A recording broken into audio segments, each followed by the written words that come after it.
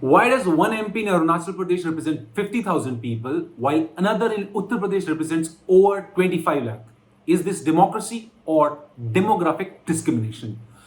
Hi aspirants, I'm Advocate Varun Dutt and today we will dig deep into the debate on delimitation and political equality, a subject that will shape the future of our republic as we move towards the goal of Viksit Bharat in 2047. See, Census 2021 has been delayed and now Census 2027 is coming.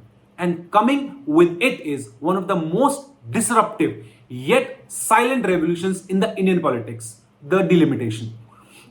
But this isn't just about numbers, it's about power. It's about how many voices a state gets in the parliament. It's about whether we reward good governance or just count heads. So here's the real question. Will delimitation silence the South or can political equality coexist along with federal unity? Let's decode India's looming political debate. Okay, we'll start with an intro into census as well as delimitation. सी सबसे पहली चीज census क्या होता है simply stated census के respect में हमें 5 चीजें मेजरली याद रखनी होती हैं पहला it is decadal population enumeration which is vital for planning as well as representation official head count of population है it is conducted every 10 years then thirdly it is conducted under the census act of 1948 Fourthly, it is conducted by the Office of Registrar General and Census Commissioner who works under Ministry of Home Affairs. And finally, it is conducted in 2 phases. First is housing census or housing enumeration, and the second phase is the population enumeration under the Census Act. Okay, quick fact, पहला census जो independence के बाद हुआ था, that was conducted in 1951. And since then onwards, the census has been conducted every 10 years. हर 10 साल के gap पे census conduct हो रहा है, except the year 2021, where the census conduction exercise was postponed due to COVID outbreak. Okay, next we have is delimitation. Delimitation होता क्या है?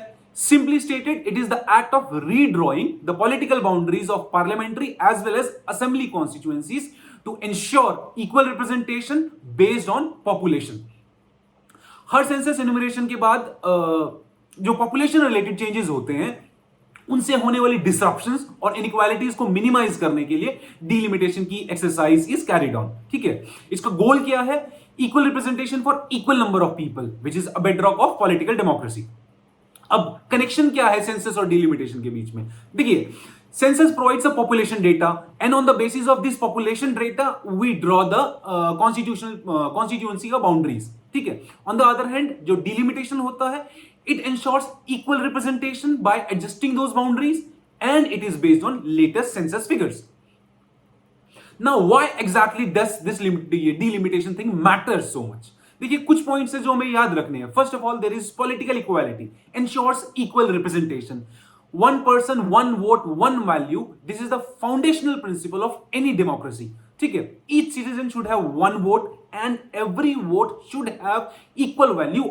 all throughout the country when population changes this can create imbalance in representation but the delimitation it adjusts the boundaries and or adjusts the boundaries or the number of seats and thereby it ensures that the each constituency it represents approximately same number of people then we have the point of demographic responsiveness देखिए it reflects real time population and migration changes होता क्या है there are changes happening on account of urbanization of agglomerations किसी particular city या फिर area की population बढ़ रही है अर्बनाइजेशन के चलते माइग्रेशन पैटर्न्स इंटरस्टेट माइग्रेशन हो रहा है या इंट्रास्टेट माइग्रेशन हो रहा है उससे अलग अलग एरियाज की पॉपुलेशन में चेंजेस आ रहे हैं या फिर changes in fertility rates government sponsored schemes हो गई वेलफेयर स्कीम्स हो गई उनके बेसिस पे जो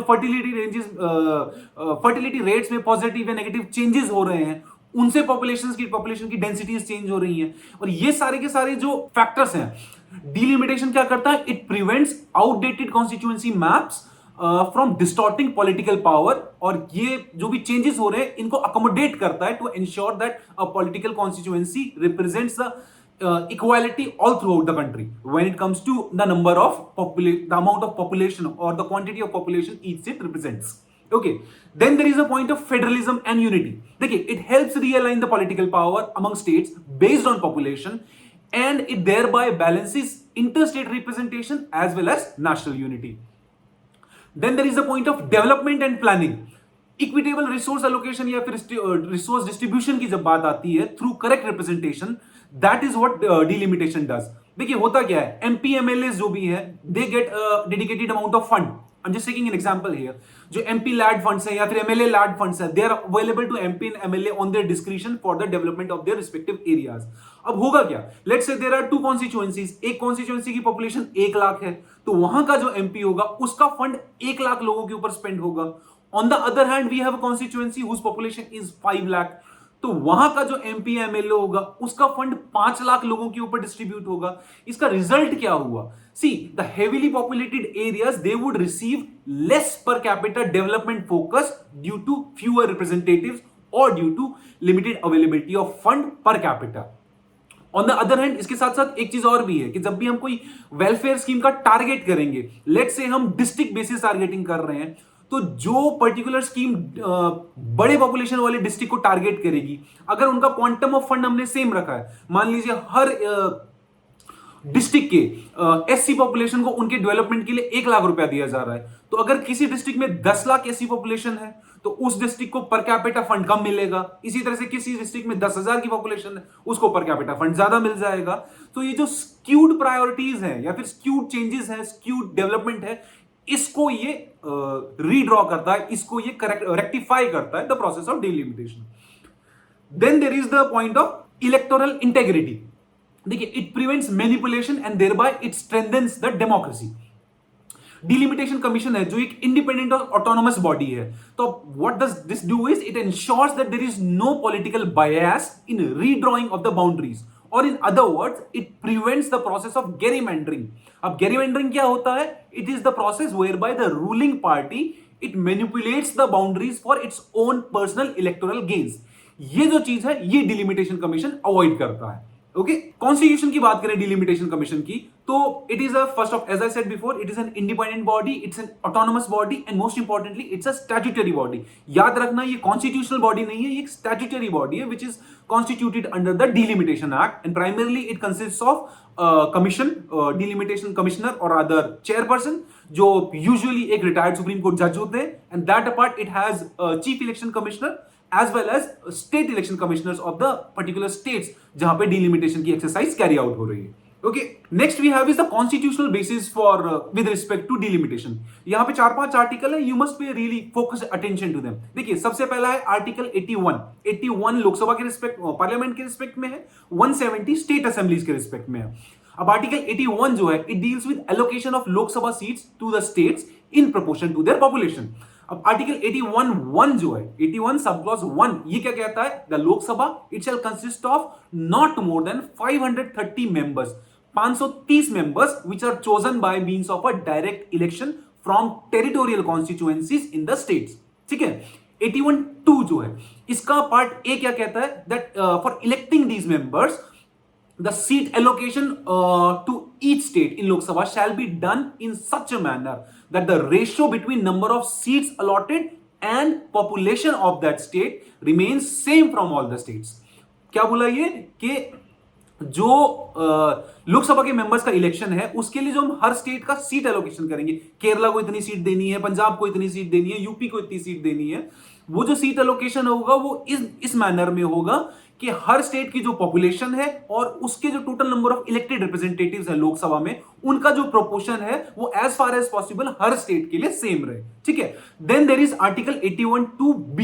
ये क्या कहता है कि each state shall be divided into territorial constituencies in such a manner that the ratio between population of each constituency and the number of seats that have been allotted to it remains throughout the state, remains same throughout the state. अब ये क्या कह रहा है कि proportion between the states के respect में बात कर रहा है। ये कह रहा है कि किसी भी स्टेट को जितनी टोटल नंबर ऑफ सीट्स मिली हैं उनको हम टेरिटोरियल कॉन्स्टिट्यूएंसीज में डिवाइड करेंगे, और हर टेरिटोरियल कॉन्स्टिट्यूएंसी उसके अंदर जो पॉपुलेशन आएगी it will be divided in such a manner कि हर टेरिटोरियल कॉन्स्टिट्यूएंसी के अंडर आने वाली population remain same for all the territorial constituencies throughout the state.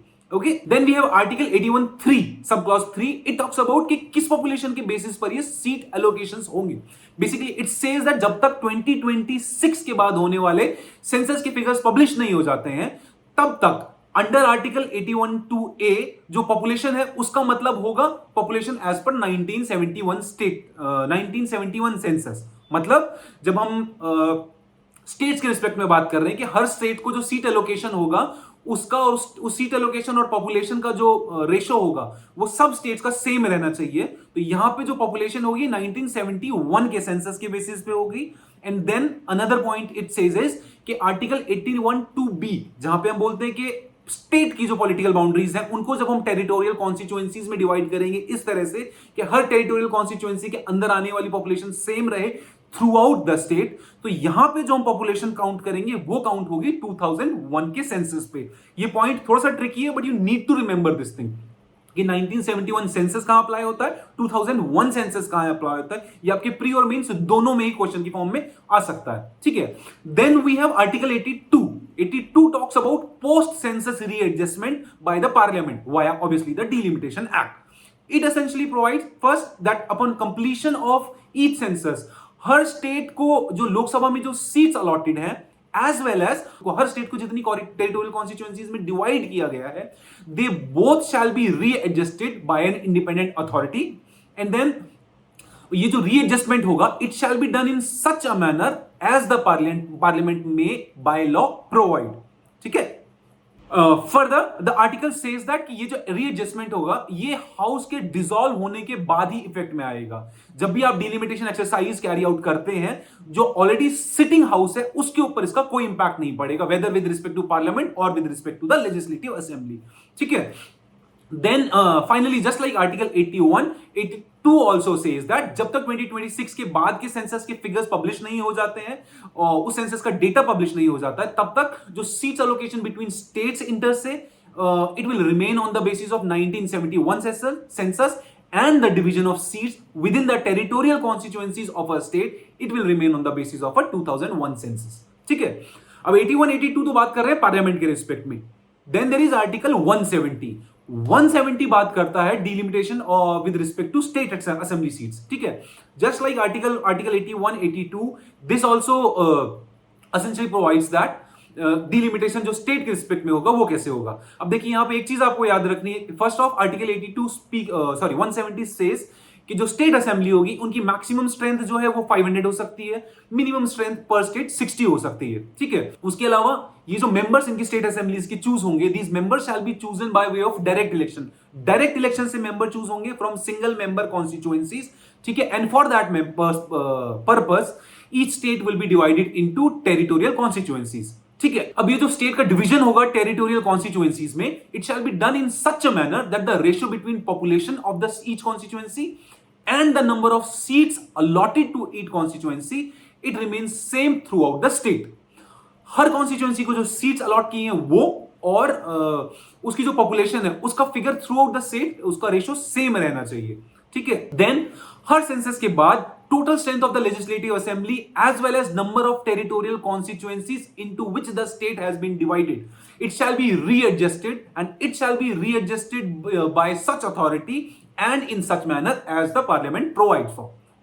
जहां बोल के रहे हैं कि जो स्टेट असेंबली है उसका जो डिलिमिटेशन होगा उसके रिस्पेक्ट में भी जो भी किस मैनर में होगा कौन अथॉरिटी करेगी ये सारे के सारे प्रोविजंस पार्लियामेंट डिसाइड करेगी, ओके। एंड अगेन क्या कहते हैं until the figures of 2026 census have been published the total strength of every state legislative assembly it shall remain the same as it was on the basis of 1971 census, ठीक है। Then division of state into territorial constituencies that also will remain same as it was done on the basis of 2001 census. दोबारा I will reframe it कि जो हर state की total strength है legislative assemblies की वो 1971 सेंसस के बाद जो अपॉइंट करी गई थी वो सेम स्ट्रेंथ 2026 के सेंसस की कंप्लीट होने के बाद उसका डेटा पब्लिश होने तक वही सेम स्ट्रेंथ रहेगी। And at the same time हर स्टेट को जो टेरिटोरियल कॉन्स्टिट्यूएंसीज में डिवाइड किया गया है number of seats allotted to each territorial constituency वो सेम रहेगी 2026 का सेंसस का डेटा रिलीज होने के बाद तक किस बेसिस पर 2001 के बेसिस पर जो रीऑर्गेनाइजेशन करा है it will remain in effect till the publishing of the data of the 2026 census, okay। next we have is article 327।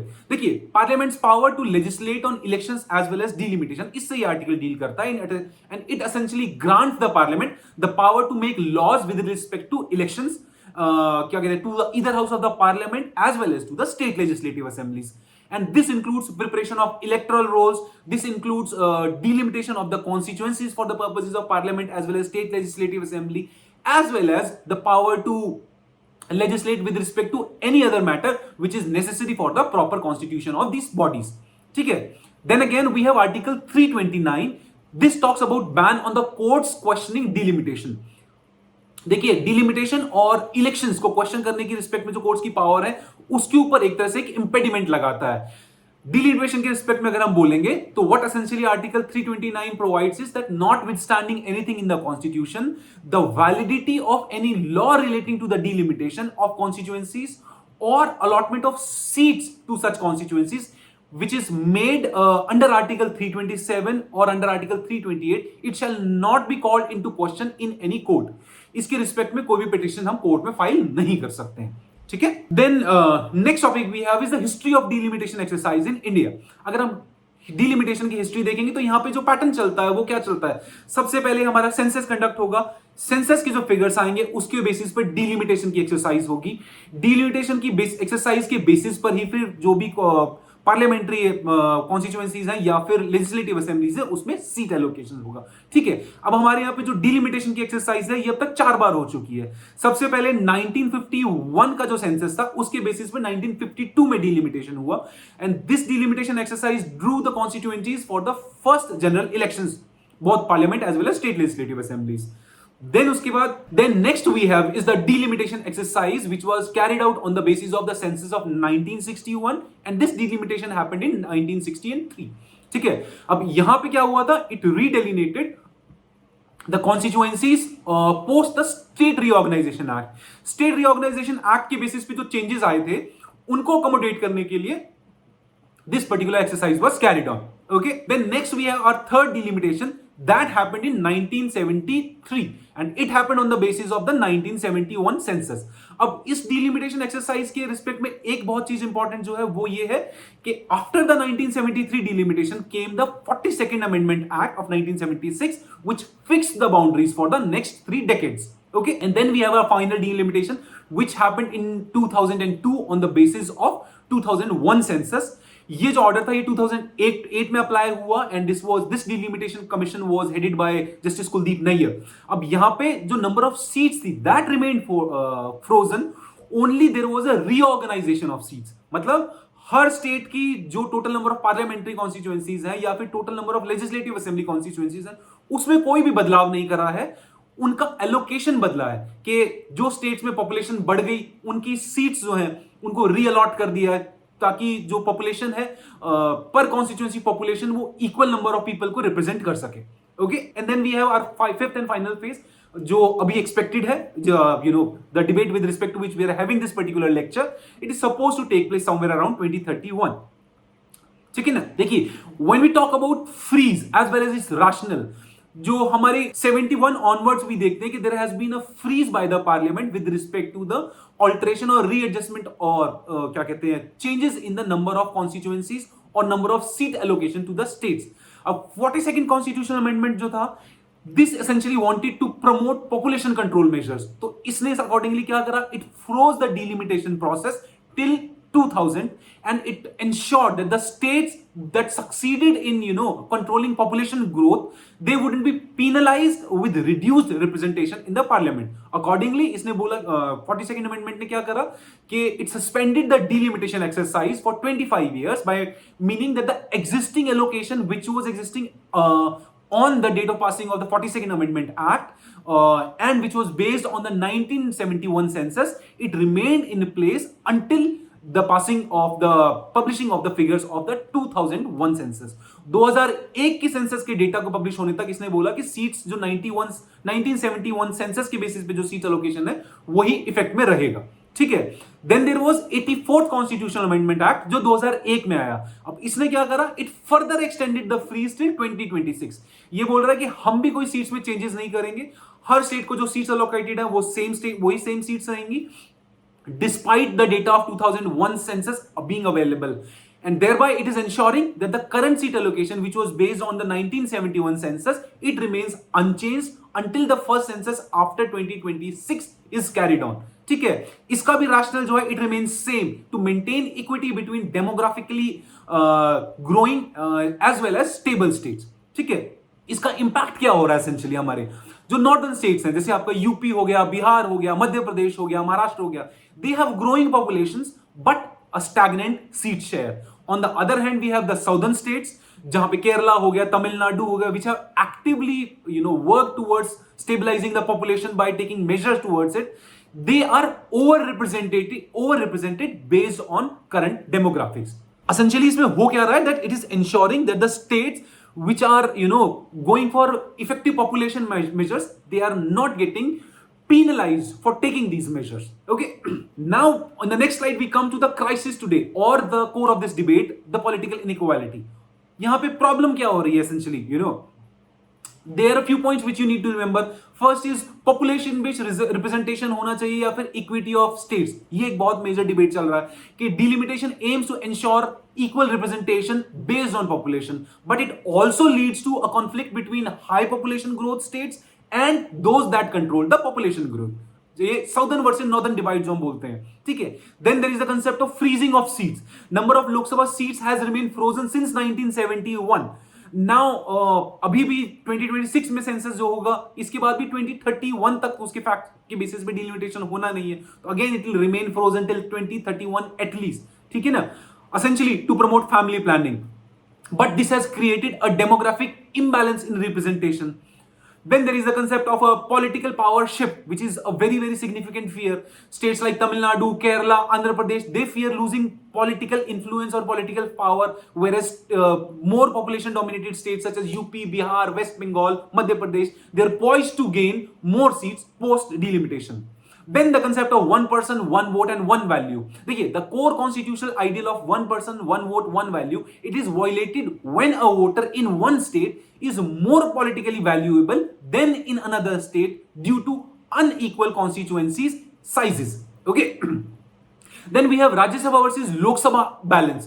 देखिए, over representation in Lok Sabha bye populated states और popular states, it could tilt the federal balance in favour of populated states. ठीक है ना, because Rajya Sabha में क्या है, unlike countries such as USA, जहां पे उनकी जो सेनेट या उनकी जो राज्यसभा कह लीजिए, उसमें हर स्टेट का एक इक्वल नंबर ऑफ वोट है, हर स्टेट से इक्वल नंबर ऑफ रिप्रेजेंटेटिव्स हैं. हमारे यहाँ नहीं है, हमारे यहाँ पे पॉपुलेशन बेस्ड डिफरेंशिएशंस हैं. तो ऑब्वियसली ओवर पॉपुलेटेड स्टेट्स के अगर बेसिस पे डिलिमिटेशन होगा तो उनके मेंबर्स बढ़ेंगे, they will have a much higher से into Rajya Sabha as well as Lok Sabha. So the federal tilt will invariably, federal balance will invariably tilt in their favour. Okay, this can also result in a regional backlash as well as federal tension. Southern या फिर north eastern states जो हो गए, जिनके population भी कम है, accordingly उनका representation भी कम है, they can argue that the delimitation will punish them for effective governance, and it can create tension in India's already quasi federal structure. Okay, then we have case of Jammu and Kashmir. देखिए, Jammu and Kashmir में जो था 2022 का जो delimitation हुआ, उसमें the critics, a lot of critics argue that the delimitation resulted in increased seats in Jammu vis-a-vis the increased seats in Kashmir, and this resulted in raising the concerns of gerrymandering, कि जो जम्मू है उसको एक particular political party ने अपने favour में electoral gains के respect में ज्यादा सीट्स अलॉट करी एंड सो ऑन. अब वो कितना वैलिड है नहीं है, that's a different matter, that is for a different authority to जज, but it nevertheless is a point of debate. Okay, then we have our core dilemma, कि basically इसमें core dilemma है क्या, रिप्रेजेंटेशन वर्सेस यूनिटी का जो core dilemma है, इसमें क्या एस्पेक्ट्स हैं. देखिए, पहला है population equality versus federal equality का डिलेमा है. यहां पे डिलेमा क्या हो रहा है कि should each MP represent an equal number of people, that is one person one vote, और should each state have a fair representation regardless of the population growth.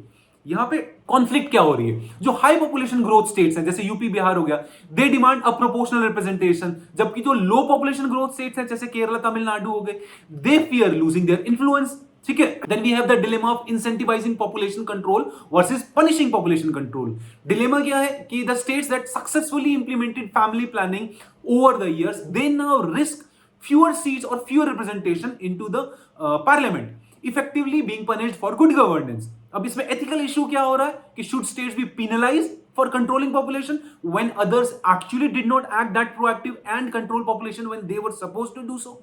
ठीक है. Then we have the dilemma of equal value of votes versus equal power among the states. होना क्या चाहिए कि should every vote across India carry equal weight or should we maintain a balance of power among the states?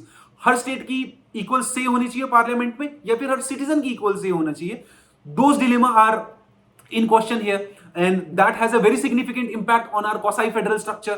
ठीक है, जैसे a voter in Kerala हो गया, they would obviously represent fewer people than a voter in UP, which effectively distorts the democratic equality. Then we have the north versus south political shift का dilemma. देखिए, when there is a redrawing of seats which is based on the 2027 census, it may shift more Lok Sabha seats in favor of the Hindi belt or the so-called Hindi belt, altering the national political dynamics. अब इसमें concern क्या हो रहा है? जो southern states हैं, दे fear a reduced influence in the parliament as well as a dilution of their progressive policies. Okay. Then finally we have the dilemma of frozen representation versus a dynamic democracy. देखिए यहाँ पे dilemma क्या है? जो current freeze चल रही है 2026 तक की on the delimitation, it protects that status quo. अभी जो current status quo है इसको ये protect कर रही है, ठीक है? But it also violates the dynamic nature of democracy, where representation must reflect the changing demographics. भाई जो democracy it is a government for the people by the people end of the people. तो यहाँ पे जो population में changes या फिर ऑल्टरेशंस हो रहे हैं उनको भी तो रिप्रेजेंट करनी चाहिए. अगर ये रिप्रेजेंट ही नहीं कर रही तो डायनेमिक डेमोक्रेसी कैसे हुई? But at the same time इसमें एक टेंशन भी है, the tension between maintaining political stability as well as evolving democratic ideals. उनके बीच का भी तो डिबेट चल रहा है. तो these are the core dilemmas with respect to this debate. अब यहाँ पे अगर हम मेजर ओपिनियंस या फिर पॉलिटिकल रिएक्शंस उसको हम देखते हैं तो देखिए बहुत सारे रिएक्शंस हैं of a lot of legal luminaries, constitutional experts, political stalwarts जो सब अपने अपने ओपिनियंस दे रहे हैं. आई पिन डाउन अ फ्यू. देखिए डीएमके के करंट तमिलनाडु के जो करंट चीफ मिनिस्टर हैं, they made a very loud comment when they said that the south won't be silent spectators. Or we have a comment by Mr. Shashi Tharoor which says the delimitation, the current exercise of delimitation which is going to happen, it threatens the federal compact. Then we have a comment by an economist Shruti Rajgopalan which says that the current system, or which is supposed to be applied with respect to the upcoming delimitation exercise, it penalizes efficiency as well and rewards demographic expansion. जो population expansion हो रहा है उसको reward कर रहा है एक तरह से ये. Hindu में there was an article where said that the delimitation must not undermine the constitutional morality, or Indian Express said delimitation as a tool of demographic hegemony. ये बहुत relevant expressions हैं of discontent. Then we have क्या कहते हैं, continuing forward, we have C Rajgopalasari Center की report आई थी 2022 की, which warns of a political possible political rupture between north and the south if the southern states lose their political share into, or rather political speaking political influence in the parliament. Then another Hindu article, it stated it advocates for a dual weight formula based on population as well as human development indices. मतलब एक approach lay down कर रहा है कि आप सिर्फ population basis पे changes मत करिए, go for other factors also besides just population expansion. Then see Raghuram Rajan थे, उनका एक व्यू आ रखा था कि the representation in the parliaments, or for that matter legislative assemblies, it cannot be blind to governance, quality of governance. The democracy is more than demography and it must pay heed to governance while accommodating the factors of population. Then parliamentary standing committee on law and justice, इसका एक comment था कि it recommended public consultations or other wide public consultations before undertaking the exercise of 2026 delimitation. Okay, then if we talk of relevant Supreme Court judgments or legal debates with respect to delimitation, we have a couple of cases. एक Meghraj Kothari versus delimitation commission का case था, 1967 का पुराना judgement है, where the issue was to challenge the orders of delimitation commission under the Delimitation Commission Act. Here the court held that the delimitation orders are final and they cannot be challenged in the court under Article 329A, thereby upholding the constitutional bar on judicial review of the delimitation matters. Okay. Then we have a case of Lakshmi Charan Sen, wherein the issue was allegation of unequal representation due to faulty electoral rolls and faulty delimitation. अब यहाँ पे the Supreme Court reaffirmed that the courts cannot interfere into electoral matters, including delimitation, once the process has started under Article 329B, and it highlighted the limited recourse for those affected by unequal constituency size. which is a key concern in our present, delimitation and equality debate. ठीक है. Then we have the case of Indira Gandhi versus Raj Narayan, which is though not directly related to the delimitation exercise, but the judgment emphasized free and fair elections as a part of basic structure of our constitution, which again underpins the argument that where there is a gross inequality in vote weightage across constituencies due to frozen delimitation, it is undermining the democratic fairness in the process of elections. ठीक है. Then we have case of KC Mandal versus State of Bihar, which opened a window for challenging delimitation on the grounds of arbitrariness. Similarly, we have case of Election Commission versus Subramaniam Swamy. वहां पे भी यही बोला गया कि Article 329 does not completely bar challenges if constitutional rights are violated through the process of delimitation. Then we have a case of Kuldeep Nair versus Union of India, जो Rajya Sabha reform से related था. यहाँ पे court discuss the nature of federal representation and electoral equality and upheld the sanctity of legislative policy decisions, including those on delimitations, and again reinforced the non-justiciability of population-based seat allocation under Article 82 and 170. ठीक है. Then we have a case of Srinivas Kumar versus Union of India 2023 का judgement है जिसमें जम्मू कश्मीर की delimitation case को challenge किया गया था. यहाँ पे again the supreme court has upheld the delimitation that happened in 2020 in Jammu and Kashmir by stating that the parliament has overriding powers to create delimitation commissions under the Reorganization Act. And this again, this case as well as this judgment goes on to show how extraordinary political and demographic circumstances can lead to exceptions in delimitation, which again, fuels debates over political equality, regional fairness, as well as federal balance. Okay. Then we have the case of Lucky Roy versus Election Commission, which is still pending, and it is a PIL which is challenging, the post-2026 scenario and is focusing on equity for the southern states. अब यहाँ पे हमको याद रखना है कि जो भी 2026 की रिस्पेक्ट में सुप्रीम कोर्ट की रिकॉर्ड्स होगा, केसेस होंगे, उन सब में there is invariably going to be allegations और other questioning the delimitation on the ground of Article 14 related to equality, as well as Article 21 right of a meaningful participation in the election process of the country. Okay, next we talk of the alternatives. क्या क्या alternatives possible है, foreseeably with respect to the 2027 delimitation exercise. देखिए, our first alternative is a delimitation which is based on 2027 census. Census जो होगा उसके data के basis पे हम डिलिमिटेशन करते हैं. इसका प्रो क्या है? There will be the principle of one person one vote, it gets upheld, but at the same time the strength of Lok Sabha could be immensely increase. वो 543 से ऑलमोस्ट 875 900 तक जा सकती है. मोर इंपॉर्टेंटली जो साउदर्न स्टेट्स हैं उनकी वॉइसेस इनवेरिएबली डाइल्यूट होंगी. Then we have the second alternative of continuing the freeze which is being claimed by the southern leaders such as DMK, Kerala and so on. अब इसमें हो क्या रहा है? It preserves the present federal balance. अभी जो seat allocation है उसको ही प्रिजर्व कर रहा है, but at the same time it violets the principle of equal representation in the houses. जो मोर पॉपुलेटेड स्टेट्स हैं उनको पर कैपिटा उनकी जो वॉइस है it is lesser than that of the smaller states. Okay. Then there is a freeze Lok Sabha but reform the Rajya Sabha. ये बहुत important alternative है. What it essentially says is we go for a US type of model. हम जो लोकसभा है उसकी seats को frozen रखते हैं, बट राज्यसभा जो है उसमें हम इक्वल रिप्रेजेंटेशन कर रहे थे. Irrespective of what the population is, Rajya Sabha में सब स्टेट्स का अगर इक्वल पार्टिसिपेशन कर दे रहे हैं तो वहां पे होगा क्या? जो राज्यसभा है इसमें all states will have equal says, so they would have an equal role to play in forming national policies. Then again जो स्टेट असेंबलीज हैं उनका साइज हम according to changes in census data proportionately increase कर सकते हैं. तो उनके जो सिटीजंस हैं वो अपनी गवर्नेंस में they can have a better say in the local governance. Okay. अब वो क्या रहा है? स्टेट की जो स्टेट लेवल पॉलिसीज हैं उसमें citizens they get a better say. At the same time the states their voices also gets strengthened at the level of federal polity. Then again, we have another alternative, no delimitation at all.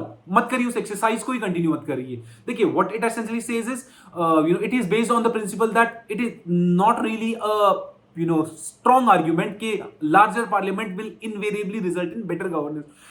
छोटी parliament जो है वो भी better governance दे सकती है. Moreover larger parliaments will inherently also result in increase fiscal burden as well as increase inefficiencies. जितने ज्यादा एमपीज होंगे उतने ज्यादा एमपी लैड्स, एमएलए लैड्स बनेंगे, अकॉर्डिंगली फंड एलोकेशन ज्यादा होगा, स्टेट एक्सचेकर पे बर्डन आएगा, टैक्स पेयर पे भी अकॉर्डिंगली बर्डन ज्यादा आएगा. ठीक है. So what they ask for is the alternative ask for keeping the parliament lean, and rather improving the performance of the parliament instead of improving or increasing the numbers of the parliament.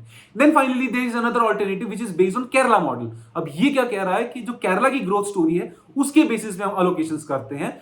Uniform 68% seat hike करिए in all the states on the basis of Kerala की population growth. Kerala की जो population growth हुई है उसको दिमाग में रखिए, उसको जितना उसकी सीट को 68% ग्रो करिए एंड अकॉर्डिंगली बाकी सब स्टेट्स की भी जो सीट्स है उसको 68% ग्रो करिए. Now what essentially it's doing is it is avoiding punishing the states और सदर्न स्टेट्स इन पर्टिकुलर और other smaller state which applied family planning measures. उनको भी अकोमोडेट कर रहा है क्योंकि जो ग्रोथ केरला की है फैमिली प्लानिंग के चलते इसकी कंट्रोल्ड ग्रोथ है, तो अकॉर्डिंगली इसका सीट एलोकेशन बढ़ेगा. बाकी स्टेट्स का भी उसी प्रोपोर्शन में एक लिमिटेड ग्रोथ होगा, तो they would all have a relatively proportionate growth in the seat allocation. Okay, it is sort of a compromise model. ठीक है. What lies ahead or the way forward if we talks about? See, देखिए, one thing is clear.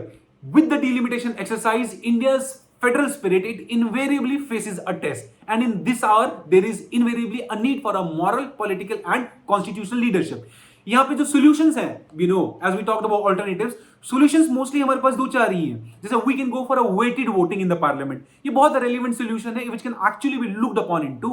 जो हमारा present one MP one vote system चल रहा है इसकी जगह हम वेटेड वोटिंग कर देते हैं, specially in the Lok Sabha to address the political inequality dilemma which arises from the population based delimitation.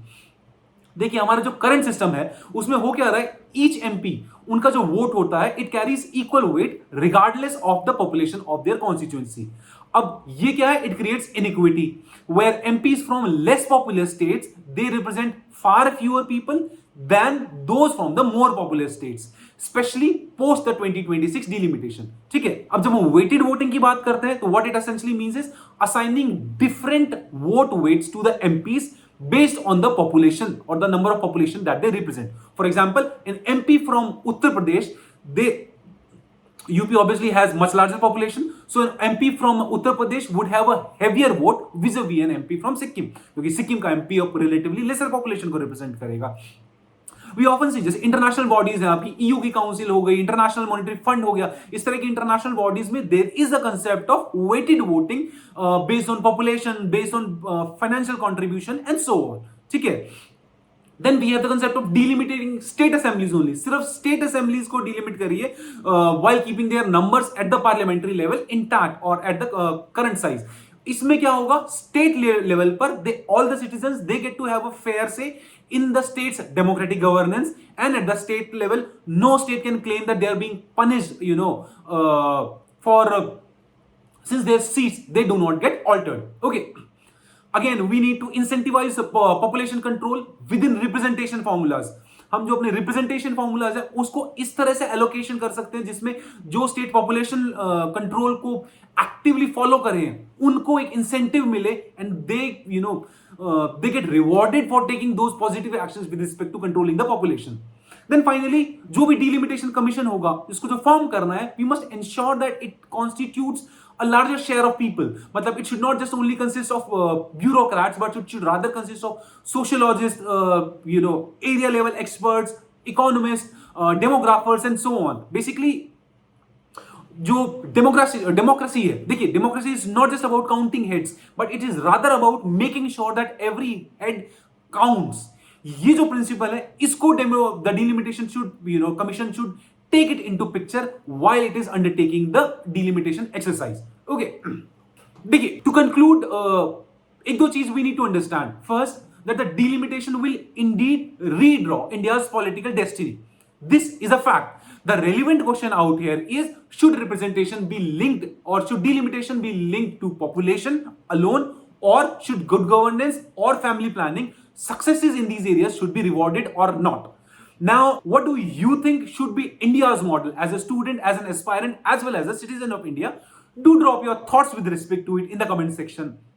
Oh, and all UPSC aspirants, see this particular class, it's this delimitation idea, it's not just a theory. This could well be your next GS2 का question or for that matter आपका ethics का question आ सकता है या फिर SC का question आ सकता है, कोई ethical dilemma based problem आ सकती है. So Please read this matter very carefully as well as seriously. Okay, in fact, as a general citizen also, I sincerely request you all to read the Delimitation Commission reports as well as participate in the citizens related consultations when they happen after the 2026 census.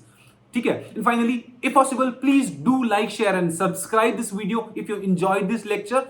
And until we meet again for the next class, please have a great day.